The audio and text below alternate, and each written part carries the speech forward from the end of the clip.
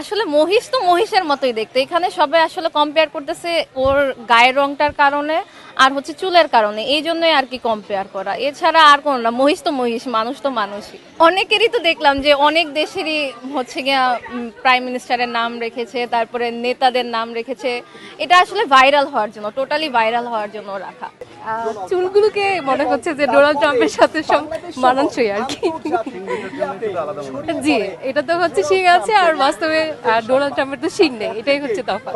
আসলে ছোট ছোট বাচ্চারা এটাকে দেখে অনেক বেশি আনন্দ পাচ্ছে আমার কাছে মনে হচ্ছে।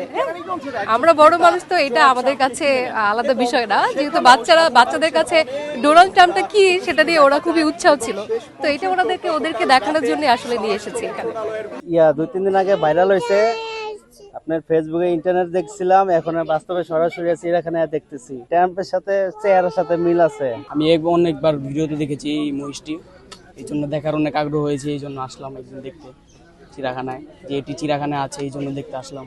মানে ডোনাল্ড ট্রাম্পের চুলটা হচ্ছে ইয়েলো কালার, তার জন্য মহিষটার চুলটাও ইয়েলো কালারের জন্য মানে আর কি বোঝা যাচ্ছে যে চুলগুলো ইয়েলো কালার।